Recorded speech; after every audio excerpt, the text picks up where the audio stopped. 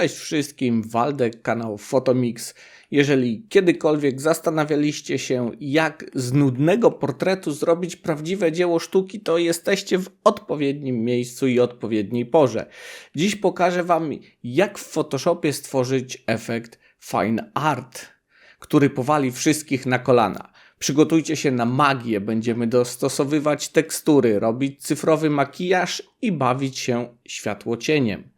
Ale to nie wszystko. Zdradzę Wam moje triki, które sprawią, że każdy portret będzie wyglądał jak z galerii sztuki. Jeśli kiedykolwiek chcieliście się przenieść lub swoje zdjęcia przenieść na wyższy poziom, to jest to właśnie odpowiedni moment. Nie przewijajcie tego filmu, zostańcie ze mną, bo w tym filmie odkryjemy sekrety, które sprawią, że Wasze prace będą zachwycać każdego. Zostawcie łapkę w górę, zasubskrybujcie kanał i koniecznie oglądajcie do końca. Obiecuję, że nie pożałujecie, a teraz bez zbędnego gadania zanurzamy się w świat cyfrowej magii. Zobaczymy, co potrafi Photoshop. Jeśli podobają Ci się moje filmy, wesprzyj mój kanał na platformie Patronite i skorzystaj z dodatkowych bonusów. Zacznę od bardzo częstego w moich tutorialach pierwszego kroku, czyli kopiuję nasze tło poprzez wciśnięcie Ctrl+J, Command+J. Dostaliśmy kopię i teraz ją będziemy dalej edytowali. Jeżeli chcecie zedytować kolory, to oczywiście najlepszym sposobem jest przejście do menu Filtr i wybranie wtyczki Camera Raw. Tutaj, jeżeli ona się Wam uruchomi, możecie swobodnie sobie edytować swoje zdjęcie pod własne potrzeby, także tutaj ono jest dosyć dobrze zrobione, także damy może ekspozycji delikatnie na jakieś minus, może 0,25 to za dużo. Chciałem trafić w 0,20. Kontrastu troszeczkę dorzucimy. Świateł natomiast ujmiemy. Tutaj to już każdy robi według swoich upodobań. Chodzi o to, żeby wyrównać w tej chwili dosyć mocno te światłocienie, które są na zdjęciu, żeby było ono jednak, jeżeli chodzi o światła, dosyć takie jednolite. Dlatego tutaj poprawimy troszeczkę to wszystko w jakimś stopniu.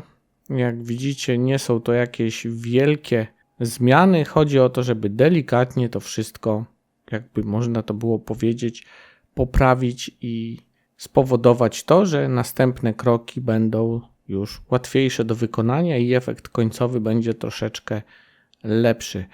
Teraz przechodzimy do koloru i tutaj możemy delikatnie podnieść temperaturę barwową, tintę,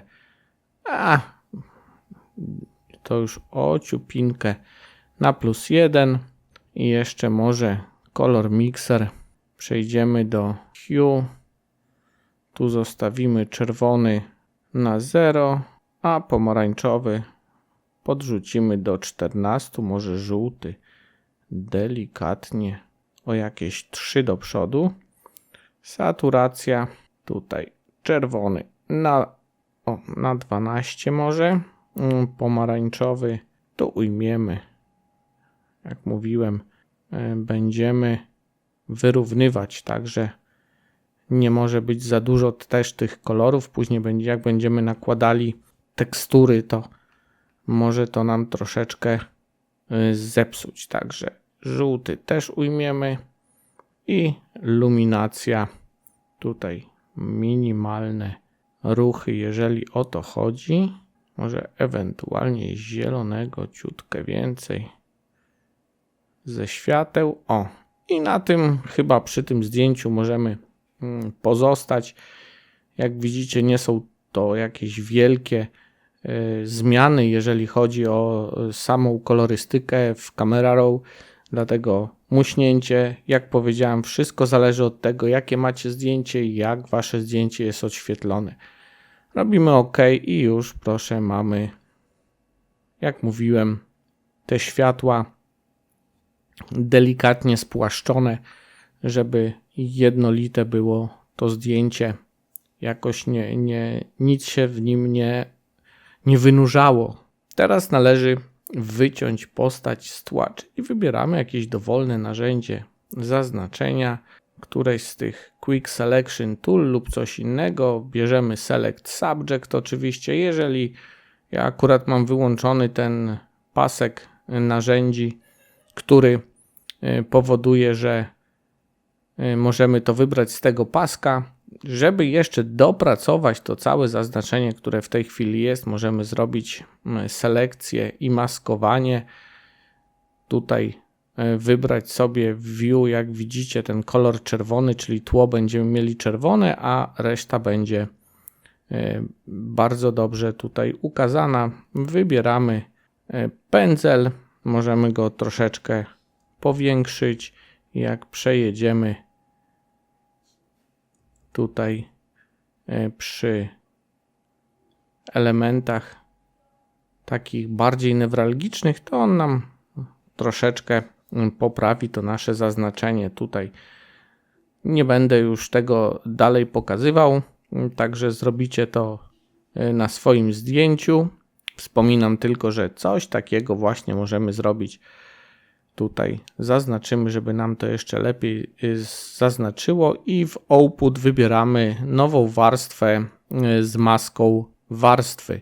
Klikamy OK i dostaliśmy, jak widzicie, nową warstwę już z wydzieloną tą postacią. Jeżeli wyłączymy nawet nasze tło, to mamy to wydzielone. O, tutaj nawet to zaznaczenie delikatnie weszło.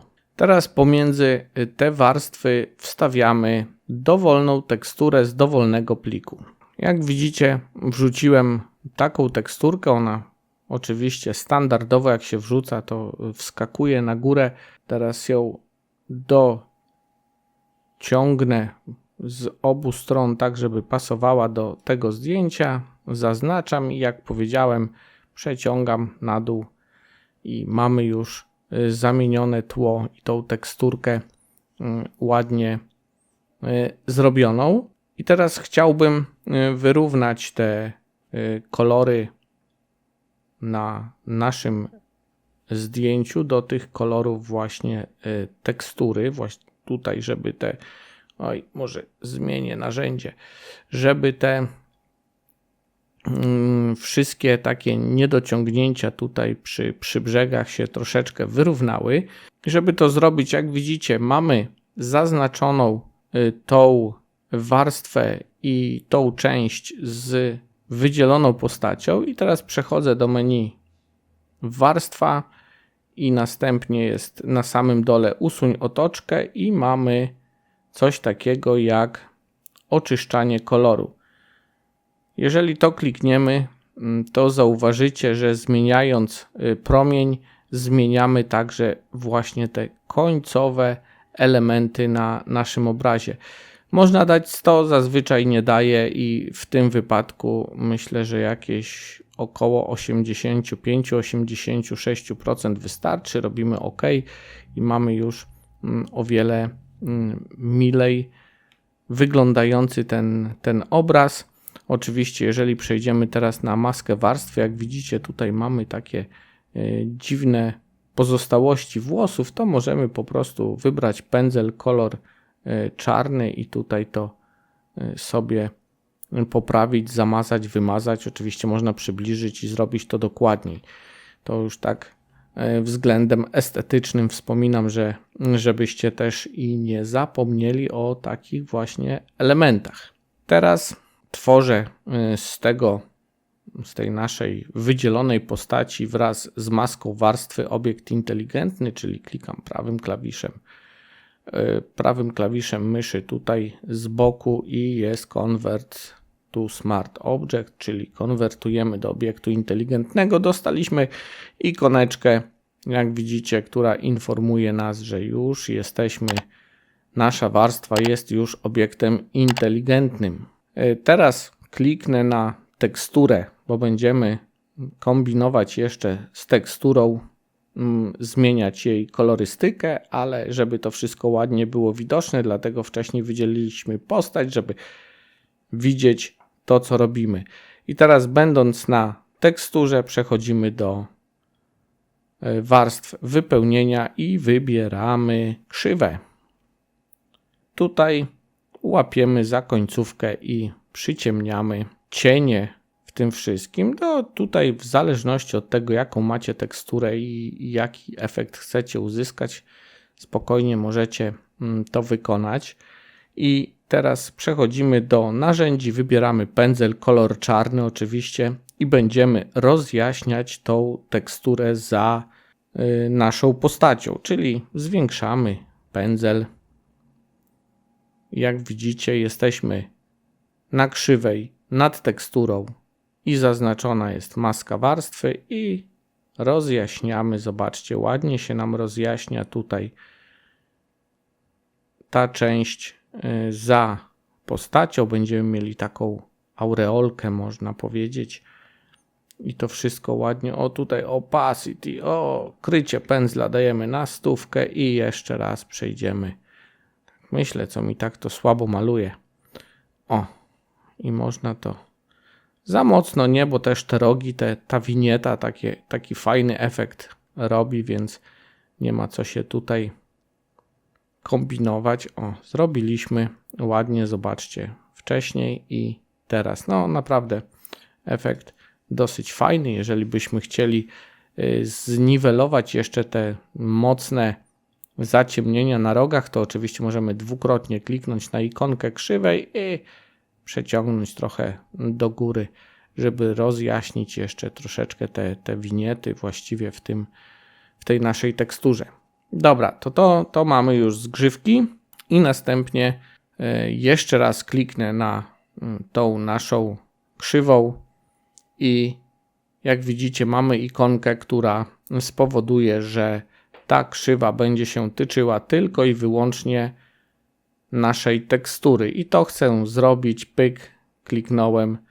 Właściwie tu nic się nie stało, bo jeszcze nie mieliśmy aktywnych warstw pod spodem i nie ma tego efektu, ale na pewno już mamy taką 100% pewność, że ta krzywa tyczy się i odwołuje tylko i wyłącznie do tekstury. Następnie przechodzimy jeszcze raz do warstw wypełnienia i wybieramy Hue Saturation, czyli barwa, nasycenie. Tutaj od razu z miejsca zrobimy to samo, żeby nie zapomnieć, czyli przypisujemy naszą warstwę barwa, nasycenie do tekstury i tutaj delikatnie ujmujemy saturacji na jakieś może minus, tak równo, żeby było na minus 20. Zamykam i teraz te dwie warstwy i teksturę grupujemy, czyli będąc na Hue Saturation wciskam Shift, klikam na teksturę, Ctrl G, Command G i mamy już zgrupowane wszystkie te warstwy, już nam się tutaj nie pałętają. Wiemy, że można nawet opisać, że to jest grupa dotycząca samego tła. Teraz będziemy tworzyli iluminację właściwie naszej postaci i klikamy na tą naszą już warstwę z tą wyciętą postacią. Wybieramy nie warstwy, tylko przechodzimy do kanałów. Tutaj musimy wybrać kanał, który jest najbardziej kontrastowy, czyli mamy czerwony, tu już bardziej zielony jest kontrastowy, niebieski jest mocno kontrastowy i nie wiem czemu został mi jeszcze niebieski, to ja go skasuję, bo właśnie o to chodziło, że najbardziej kontrastowy jest niebieski. Wcześniej testowałem, zapomniałem wykasować i teraz robimy kopię właśnie tego kanału niebieskiego, czyli możemy po prostu go nacisnąć i na ten plusik tutaj przejechać na dół. Stworzyła nam się kopia i będąc na tej kopii robimy Ctrl Command L.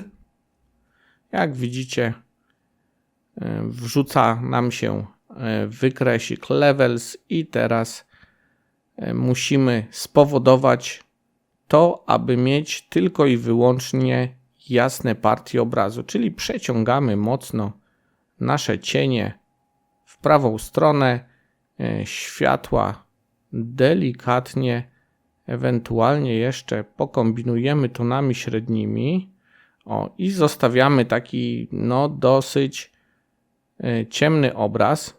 I teraz będę chciał wydzielić jasne partie obrazu, czyli tutaj robimy OK i mamy taką jeszcze ikonkę z przerywanym okręgiem. Klikamy i zobaczcie, co się dzieje. Zaznaczyło nam najjaśniejsze partie obrazu. Możemy tutaj też troszeczkę, jak widzicie, zwiększyć, bo mamy tylko kwiaty i te elementy niepotrzebne, czyli Ctrl D, damy jeszcze ten levels i rozjaśnimy nasze tutaj jeszcze raz elementy i jeszcze raz damy zaznaczenie. Już mamy troszeczkę więcej na twarzy. Można tak zostawić. I teraz klikamy na RGB.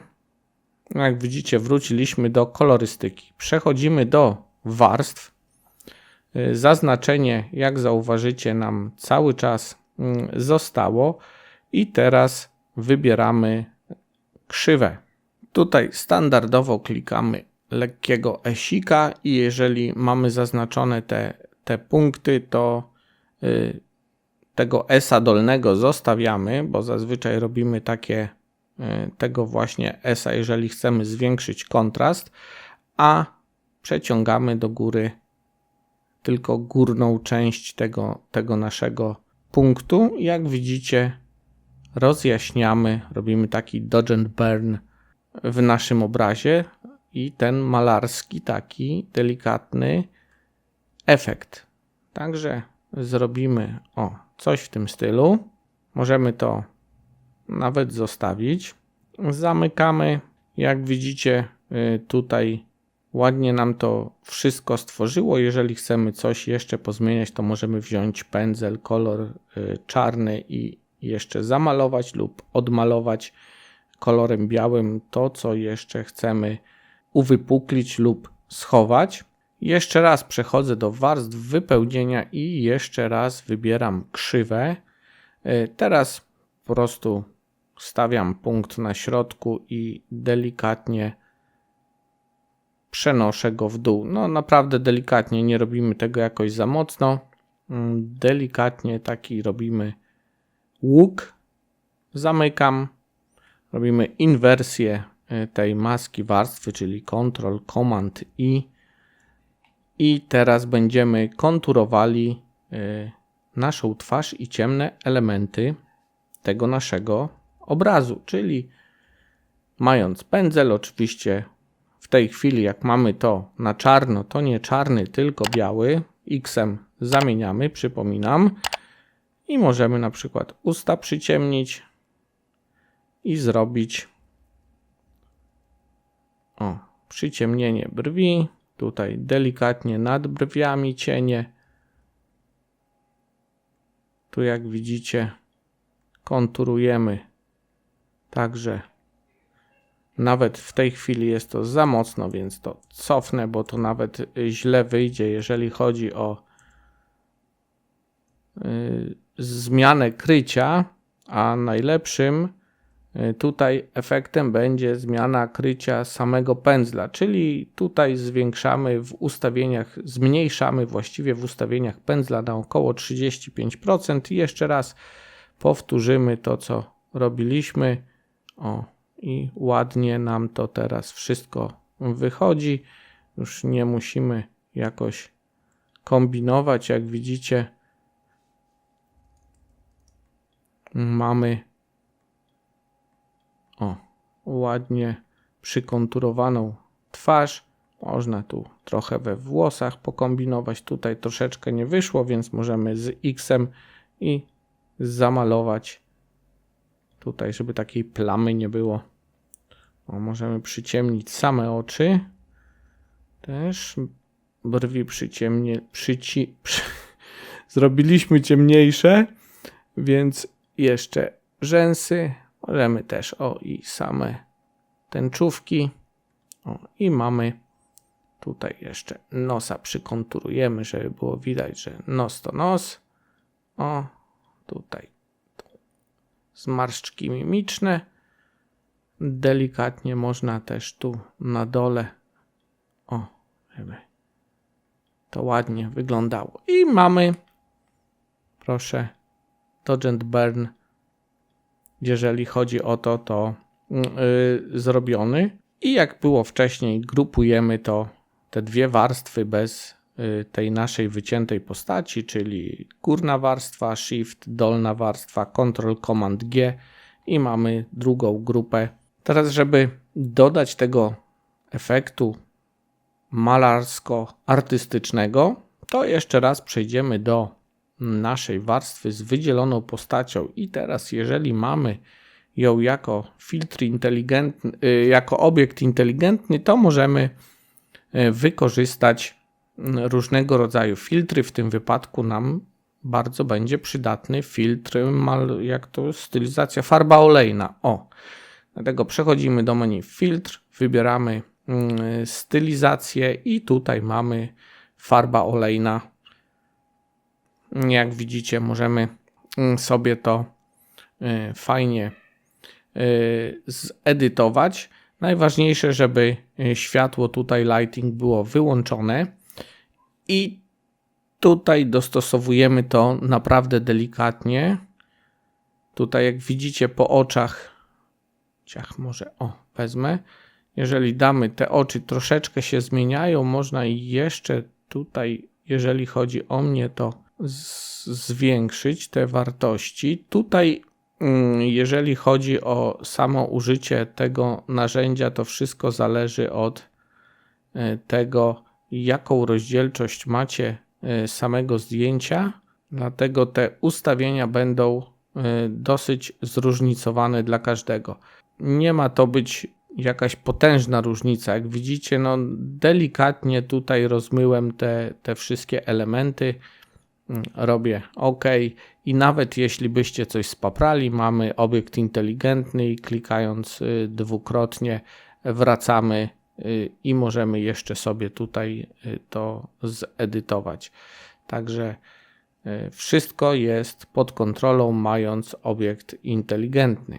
A skoro już, jak widzicie, mamy tutaj też maskę warstwy, to żeby ładnie był ten nasz obraz artystycznie zrobiony, ale na przykład chciałbym, żeby twarz jednak była, można to powiedzieć, oryginalna, nie rozmazana tym efektem, lub tylko chciałbym, żeby oczy, usta i te podstawowe rzeczy były ostre, dlatego zaznaczam tą właśnie maskę warstwy, oczywiście kolor czarny, pędzel i możemy sobie odmalować usta, oczy, żeby były ostrzejsze, jak w każdym portrecie, brwi.